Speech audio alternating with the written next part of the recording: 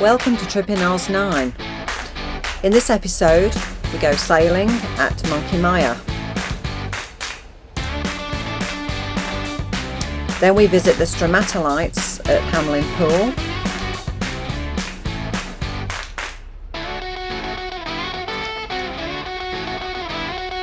Then on to the popular seaside town of Denham.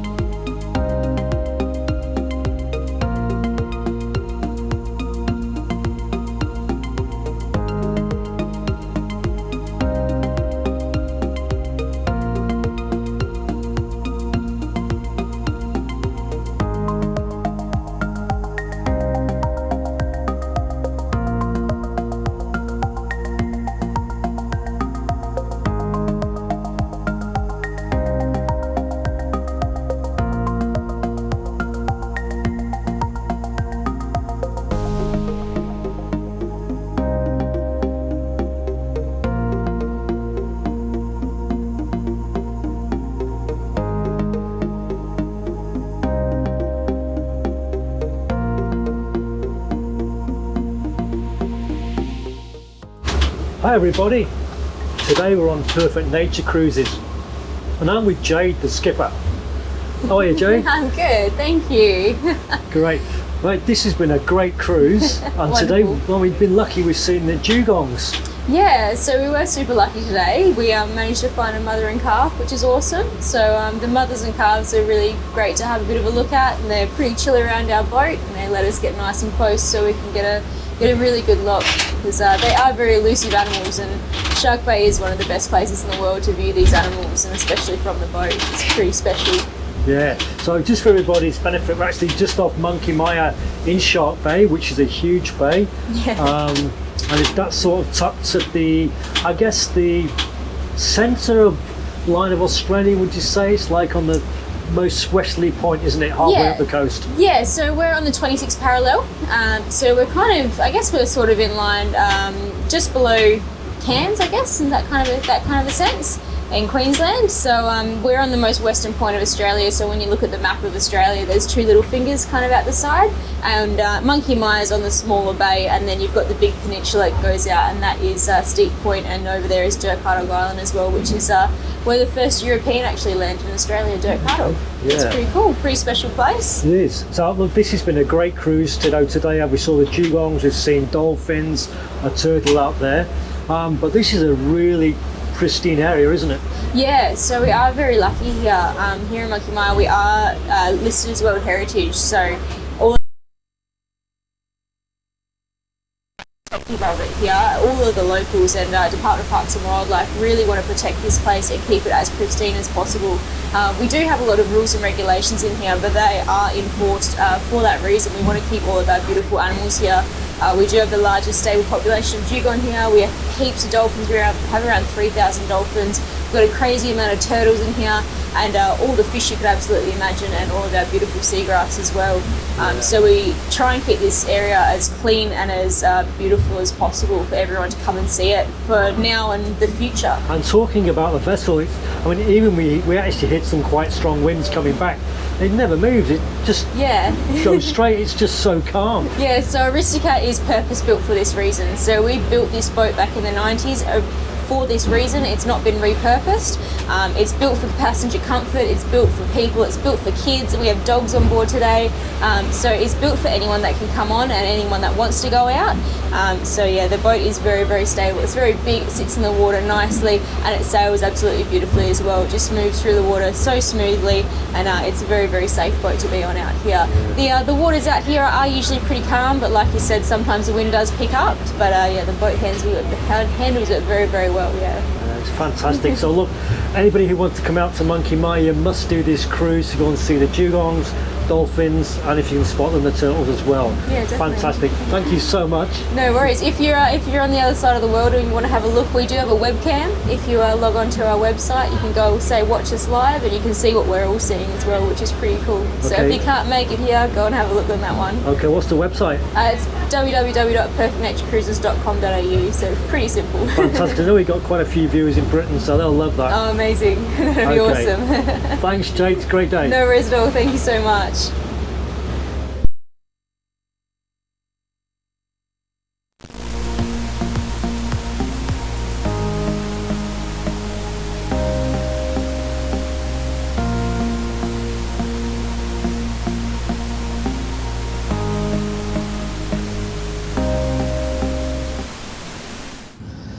Well, good morning.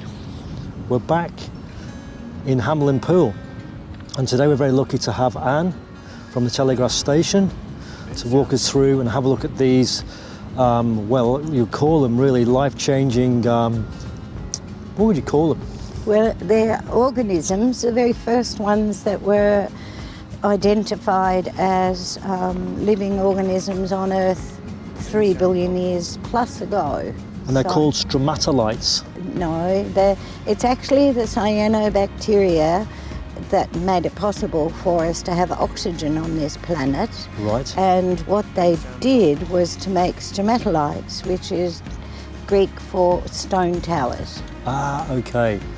Right, so those microbial mats are actually in the stromatolites itself. On top. On top, okay. Yeah. And there's only, I think, 2 places in the world that these exist, isn't there? This is the only place in the world where you can actually see them.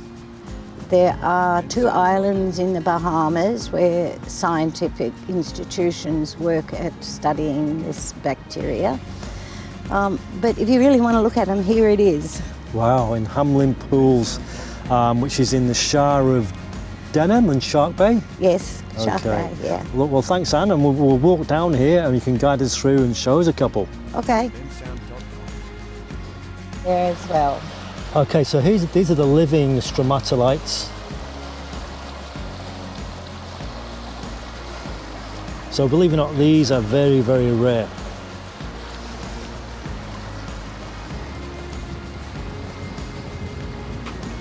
Well, it's quite windy today, isn't it? It is windy today, so it's certainly moving a lot of stuff around for the cyanobacteria to glue down. Yeah, okay. So explain to me how it happens in a day. So what happens in the day? Well, in a day, the cyanobacteria starts up by climbing an inch or 2, and then it uses the sunlight and the carbon dioxide to make oxygen. And then in the evening, when they close down, whatever minute particles of sand have landed on their particular tower, then they glue it down. And then in the morning, they start again. Okay, so in reality, that's how life started, from the oxygen from these. That's just amazing. Yeah. Well, it may sound scientific, but I guess in my terms, this is where we get our breaths from. Indeed it is, I agree with you. This part of Hamelin Pools is the Shell Quarry, just after the telegraph station on the way to the beach. Now, Anne, I thought this was actually limestone, but it's not, is it? No, it's definitely shells. Been here for thousands of years, and it was used as a building material in the late 1800s, early 1900s. And as you walk along, you'll be able to see where they've cut them with hand saws until they got chainsaws. And they used to have to do it at night because of the glare of the sun. Yeah, it would be glary of two on a sunny day, wouldn't it? Yes, it's like it's been quite extensively excavated, doesn't it? Yeah. Yeah. So it can't be used anymore for building materials, basically, because it's now World Heritage Site. Yeah. It's only one of two in the world. So this is just pure shell. Yes. And it's just blocks. That Yeah. is incredible. That's solid, aren't they? Yes. No wonder I thought it was limestone. We're in the Chemetalite Room, and it's in here that the owners over the years have gathered together information about it, and we have a DVD that shows the history of it with the scientists. And up above us we'll see the Victor Prachus fresco that he created that shows the world through different stages and how it stopped being a toxic world to becoming a land, or many lands, filled with life. Sure, that's amazing. That's the closest we have there. We've got mankind at the end. Yes. And some of the photographs here on the wall will show you the stromatolite, like the stone towers, deep underwater.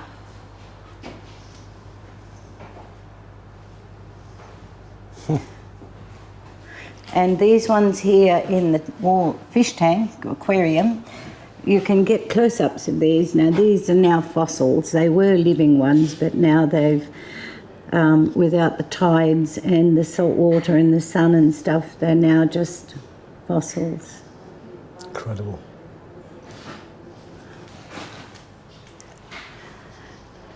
And so here on the table we have many fossils. This one here is from the Pilbara, and you can see the different red because of the iron ore up there in the Pilbara. This one here is from Hamelin Pool. That's nearly 1,000 years old. A baby, really, isn't it? Yeah. It's just amazing. A tortoise shell down there, that's from the bay too, I guess. Yeah. Turtle.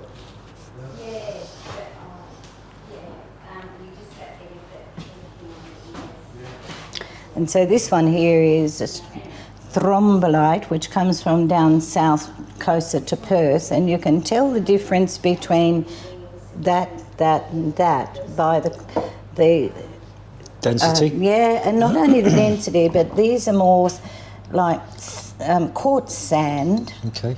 and that one's more sand. And that one, of course, is iron. Yes, iron. Yeah. Amazing. There are some old skeletons here as well. Snake Yes. skeletons and... Okay. Fishy bits. And Yeah, sharp bits, I would guess, and yeah. Very good. Okay, so now we're in the Telegraph history room, and initially we have the Morse code because that's how they used to send messages along the wires that were strung from Perth to Roebourne. It's a tap tap. Yes, you can actually hear it. Would you like me to put that Yeah. on?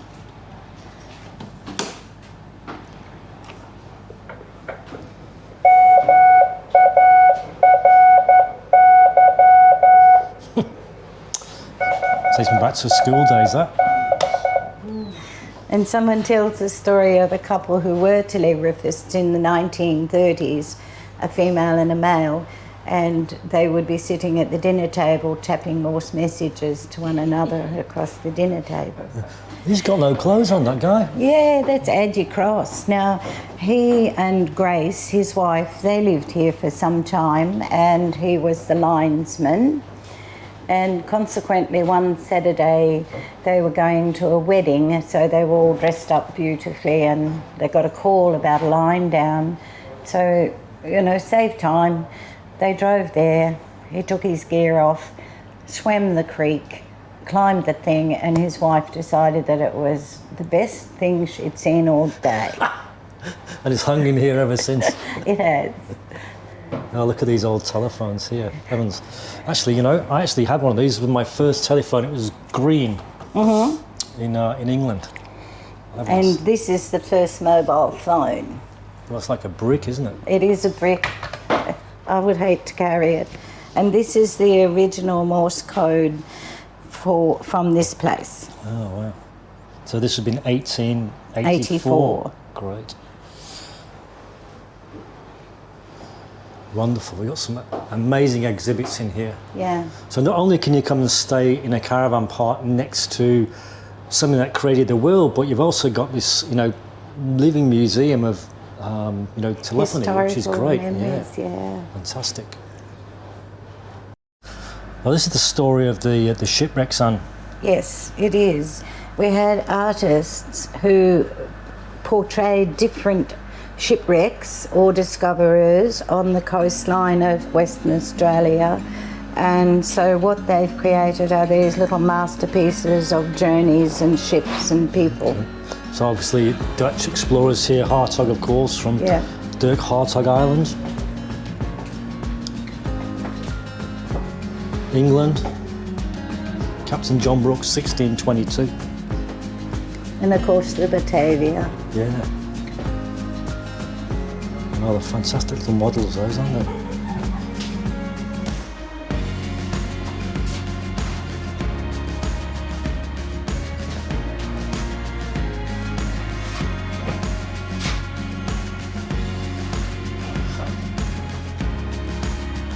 Captain James Cook, 1770, HMS Endeavour.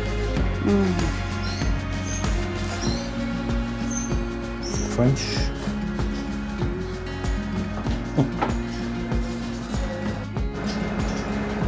I spy with my little eye a new land. Captain George Vancouver, that's interesting. I wonder if Vancouver was named after him. Probably. Yeah.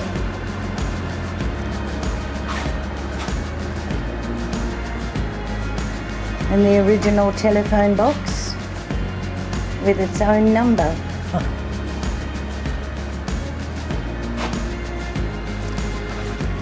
Well, Anne, you're a fountain of knowledge. I've really enjoyed my visit here. Thank you so much. My pleasure. And hopefully people will come and say hello to you and say, oh, we saw you on Trip in Oz. Well, they're more than welcome to come, honest. Lovely. And I tell you what, it's a fantastic morning tea. Devonshire tea, isn't it? Yes. Yeah, and actually it's home baked as well, which is Anne bakes the biscuits and Patricia does the scones. Yes. Fabulous. Scones or scones? Scones are scones. Thank you very much.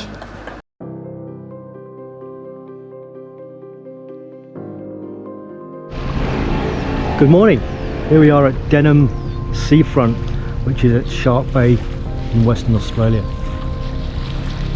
We're very lucky with the weather, just another glorious day.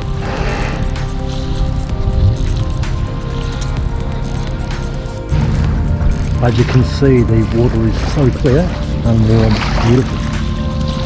John's going for a dip, bit of a swim.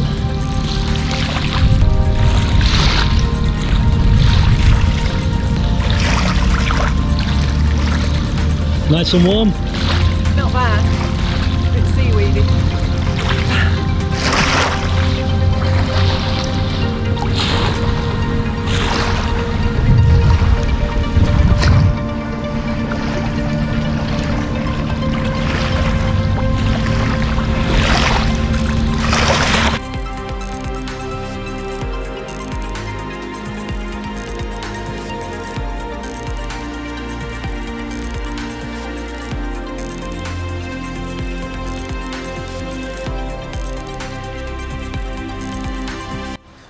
G'day everybody, I'm with Lyndon at the Denham Seaside Caravan Park in Denham Town, of course, which is right on the beach. Mate, how long have you been here for? I've been managing for 3.5 years now, and We travelled here from Perth to take over the park 3.5 years ago, and we've been developing the park ever since. This is a new structure that we put in this year with a new fish cleaning table, which is just part of the ongoing development of the park. Yep. And of course the sun goes down over That's west correct, over there. yeah. So in the evenings it would be a fabulous place, It is the sunset view area, and this is where people will come up to watch the sun go down, and we get amazing sunsets here. Yeah, I've seen a few. Yeah, top. A lot of the places where you're meant to get the great sunsets, like the Kimberley, we believe here that we're just as good. Okay. We have a great backdrop. Yeah. So it's, I mean, looking at this, Lyndon, it seems like quite a small park, but I'm going to get the drone up later, but it's huge, isn't it? 12.5 acres here, 220 sites, 10 chalets, and that's we're a 6-month season in general, which has now changed a little bit with the COVID side of things, which made people holiday back home. Yeah. And our season sort of extends now to about 7 to 8 months of the year. Fantastic, so it's really picked up this year. Really picked up for us, yeah. And how was it last year in COVID? First 2 months was bad because everything was locked up. As soon as they opened the Perth region, we filled up and we stayed full for the rest of the season. Right. And that was after adding another 54 sites to the park, another amenities block. That was all full too. So it outreached our expectations, really. Fantastic. And so logistically here, of course, it seems pretty arid. So how do you manage the water? So all our water is desalinated. Okay. So that's quite an expensive cost for our park, but we've just in this week we've purchased our own desalination plant. Right. And we now will be desaling our own water as from Wednesday. Okay. Which is going to be a great saving for the park, for us. As an outgoing, but it also allows us to put the money back into investing into the park and continue the development of it. Yeah, I mean, from our point of view, we've got a large caravan and the sites are huge. So, yep. We can actually get a like a pop-up tent on there or a side awning. It is really good. Most of our sites are 10 by 10 metres. The whole new section is, and probably the majority of it are. The older park section, which is down here, the sites are a little bit smaller, but still a lot bigger in general than most parks. Okay. In relation to town of Denham, it's just a short walk. You've got a supermarket across the road, you've got the Esplanade down there, cafes, shops, and of course about 25 minutes away is famous Monkey Maya with the Dolphins, so it's really well placed. Everything is walkable, apart from obviously Monkey Maya, but that's only a 20-minute drive over there to see the other side of the peninsula, and great fishing.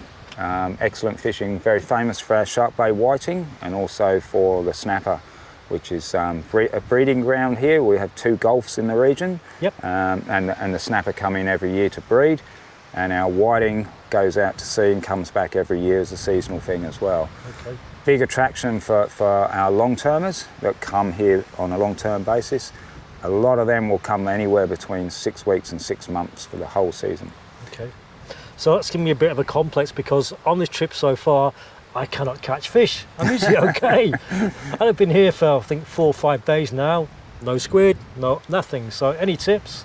Any tips? Yeah, probably local knowledge is probably the best on knowing where to go. Do I have to pay for that? But no, we always help people out when they come in and they bring the boats up here. Yep. First time people that have no idea where to go. It is a place where there isn't a great deal of structure. It is a lot of sand out there, so you really do know you have to know where to fish. Okay. But yeah, you reap your rewards when you do know. Yeah. Also, dear, we got a special guest. We have Jai, and I reckon Jai knows a few secrets about fishing. I think, especially squid. Let us know. Jai is really well known around the park for being a bit of an expert on catching squid. It goes down to, where do you go every night, Jai? The jetty. Yep. And you use your special squid jigs down there? Yep. Yeah, a bit of a secret those, aren't they? Don't tell too many about them, do we? What colour, mate? Any particular colour? Normally see-through and maybe a bit of yellow. Okay, that's interesting. Jai's special tips there. Yeah. You're big lucky ones? to get those. Big jigs or? Can be big or can be small. Yes. And do you? Whatever But you've been very successful with all of them, haven't you? Yeah. Yeah. Jen, doesn't very often not come back with squid, do you? Nah. Yeah. Unlike me. Oh, that's great. Which is Pop is very happy about, because you managed to bring all the bait back, don't you? As well as the calamari. Ah, no wonder when I asked him the other day what bait he used, he said squid. Ah, that's the secret, yeah. And you go to school here, Jay? Yeah. Yeah, it's good? Could be better. He's lucky, he has 6 months at home and 6 months here. Oh, what a lifestyle, that's fantastic. Pretty good lifestyle, isn't it? Yeah, so you got the outdoors as well, which is great, and you got school as well. Perfect, yeah. I reckon your Pop too, he does a great feed, doesn't he? When you came round the other night with some fish, that was fantastic, in batter, that was lovely. Yeah, no, really good, great. All right, well look, guys, thank you so much for taking time out today, learning about the park and learning about the squid. Yep. Thank you. You're welcome.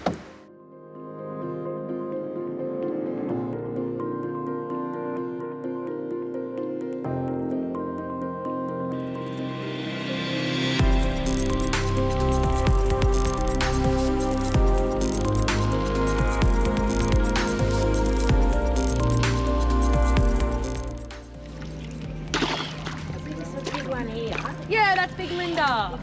Yeah. If you were to see a shark in the ocean, how much bigger would they be at Linda? Well, it does depend on the species. So most of the sharks you see here in Shark Bay will probably be nervous sharks, which don't get too big, pretty small, about 1 metre. But we do get tiger sharks. Tiger sharks get to about 6 metres. So tiger sharks get much larger than Linda there. Yeah, yeah. Oh, tiger sharks do get a bad name as being aggressive, okay, but shark attacks are still super rare. Looks like he's actually hungry today, which is pretty cool. Wolf does not always come by, so this is pretty awesome that Wolf's doing a little circle around. Yeah, see Ignacy with his teeth there when he does that. So Wolf here, Wolf is exclusively designed though for eating turtles, okay?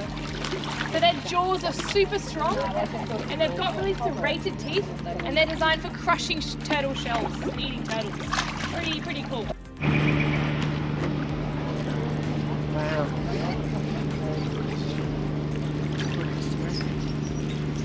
A gorgeous creature. All his mates.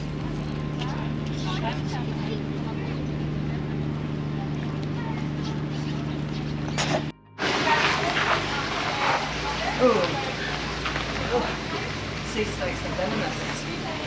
What's your, Yeah. it's right there.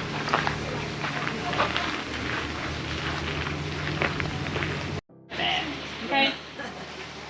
Guys, come all the way around, see our sea snakes. Grumpy Gerald's just waking up. I told these guys they might come up, they might come right up to you, okay? They are curious. And you might hear them hissing, but they're not hissing at you, they're just taking a breath of air, okay? You guys all squeeze in, see a bit better. You guys, yeah, they might come right up to you. They're just because they're pretty curious. They're friendly guys. You don't have to worry too much about them. But in saying that, they are the most venomous snake in the world. Okay? How many are in here? There's actually 2 in here. So this is Grumpy Gerald, and then the white one is Pedro.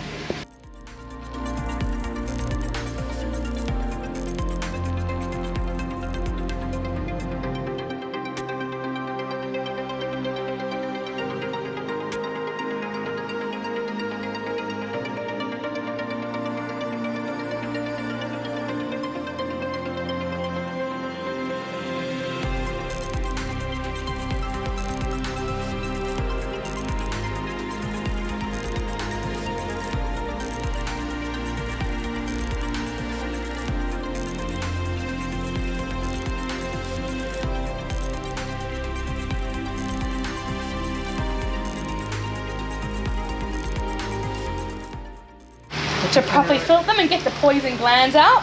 But every year, a few people in Japan still die from eating fugu.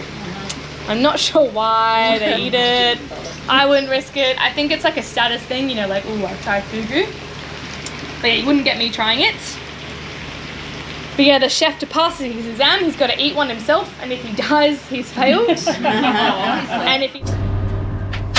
Okay, look what happened to us the other day. Phil bought a packet of McVitie's chocolate biscuits, Advertising what they are made in Manchester, digestives. typical Mancunian biscuits, look at that. Only the best. Look, yes, well, not really. And we thought, yuck, what we're going to do with these? And I don't really want to throw away the whole packet, so I thought maybe I can make a tray bake or something with them. So I did manage to find a recipe, and I thought I might share it with you. Okay, so what I'm going to make with these chocolate digestives is a no-bake chocolate biscuit slice. So we've got that packet of biscuits, we've got a tin of carnation evaporated milk or condensed milk. Now we've got 2 packets of any dark chocolate. It doesn't have to be cooking chocolate, it didn't specify, but at least 70% cocoa. How many grams? About 180 to 200, say.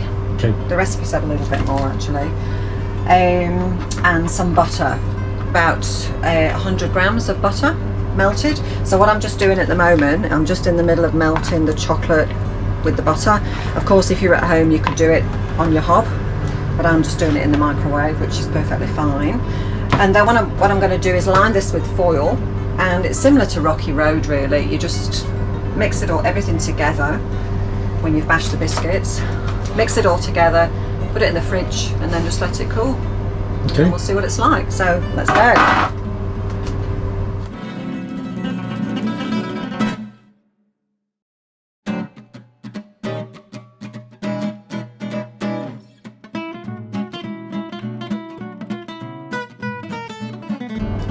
Okay, so we've got all our biscuits in here.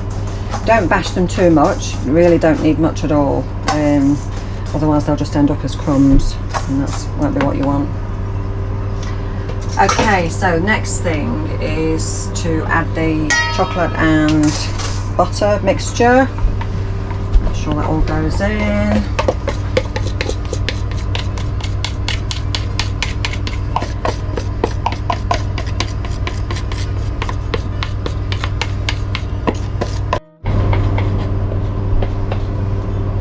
That's all the chocolate and butter mixture in. Then the condensed milk or evaporated milk. So just pour that in.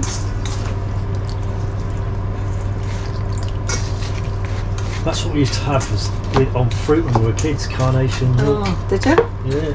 Okay. Let's go around to my nana's, and every Sunday we'd have a treat. It'd be fruit with carnation cream. Oh.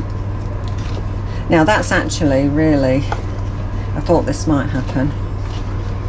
That's why I didn't use it all, carnation milk. So I've got here a bit of a muesli mix. So I'm going to put a little bit of healthy into it, Phil. Meaning that I'm not healthy? No, meaning that you wouldn't approve if you weren't on camera. Let's see how that is. How could I not approve How could you of not? your cooking? You wouldn't dare not approve, would Exactly. you? Else you wouldn't be getting any more. You know, there's too many knives and Chocolate sticks around this treats. place for me to be cheeky. Now then, how does that look? It doesn't look very healthy, does it, at all? Just like Gypsy's dinner. Oh, what? Does not. Rude. Okay. All right, then we'll put it into the baking the tray I prepared earlier.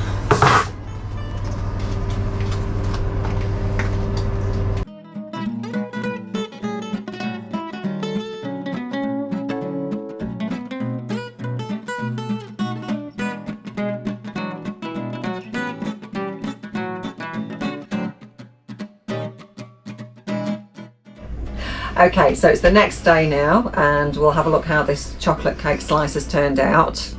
We thought we'd leave it overnight, and I did actually end up putting it into the freezer, just because we are in a fairly hot environment at the moment. So there's no, I haven't looked, I haven't cheated and said, right, you can film it now because I know it's okay.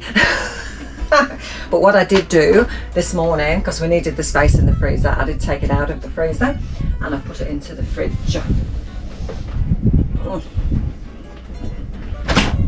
Okay, so I put a bit of, before I put it into the freezer last night, I just put some Glad Drop on it. Should be fine, I'm sure there'll be no dramas. But we thought we'd better have some consistency and let everybody see it. Right, so we'll Just want to see how it slices, because I think it's very rich, so I'm sure it'll slice very easily. And then they do say, actually, you can put it into Ziploc bags in separate slices, and then you just take it out as you need it. All right, let's slice it and see how we go.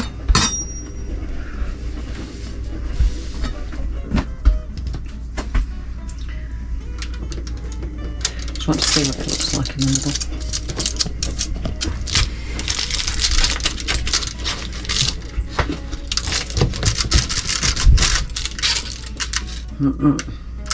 All you chocoholics out there, your mouths will be watering, I'm sure. I know there's a couple of family members that don't mind a bit of chocolate.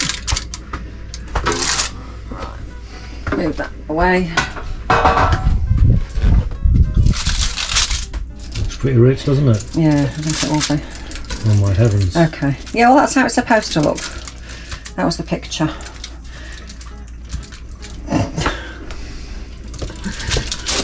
All right. And I've... Okay. So this is like a brownie slice, I suppose. Chocolate brownie slice. And I did put some muesli, a little bit of muesli in, if you remember yesterday. So it's not as rich as the recipe suggests. There we go, that's come off nicely. So my melted McVitie chocolate biscuits have turned into something this. Completely edible. Okay. But probably just as messy. And as bad for you. Well done. Okay, hope you enjoyed. Bye. Thank you for watching Tripping Oz. On the next episode we visit the Ningaloo coast and Exmouth. I hope you enjoyed these episodes. If you do, please subscribe and hit the notification button. See you next time.